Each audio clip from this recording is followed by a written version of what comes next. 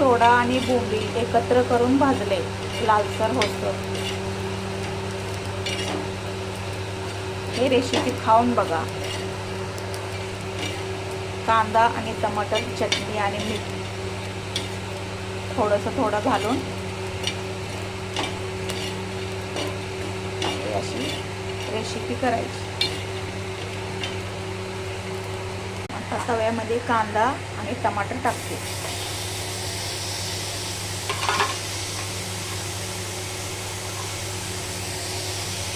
भाजलेलं ह्याच्यामध्ये काढून ठेवलं. ह्याच्यामध्ये 1 ग्लास पाणी ओतायचं आणि स्वच्छ धुवून घ्यायचं.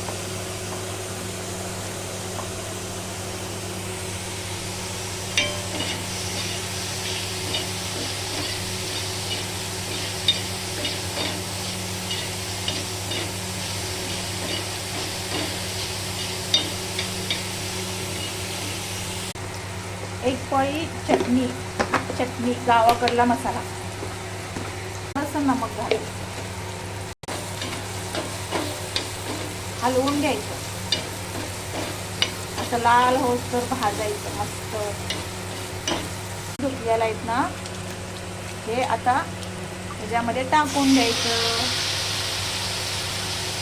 सोडा आणि बोंबील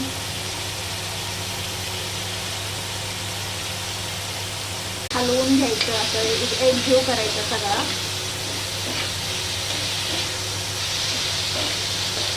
वास सुटलाय असा बघा भाजीचा. आता आमचा ओंकार फाटी घेऊनच बसलाय. 3-4 चपात्या घेऊन बसलाय खायला. कधी भाजी उद्या. मध्ये 1 ग्लास पाणी घालायचं अंगापुरतं. 1 ग्लास 1.5 ग्लास पाणी घालायचं आणि एका ठिकाणी करून त्याला थोडंसं आटवून द्यायचं. ही उकळी आली ना, गव्हाचं किंवा ज्वारीचं पीठ टाकायचं. म्हणजे त्याला असं ते भाजी अशी घट्टदार होती, मस्त लागते. चपाती संग भाकरी संग तरी खाल्ली ना लई छान लागते. माझा ओंकार आहे ना, माझ्या ओंकारची आवडती भाजी आहे. बघा कशी तरी आली. ओंकार ये, तुझी भाजी तयार झाली. आता ओंकारची फाटी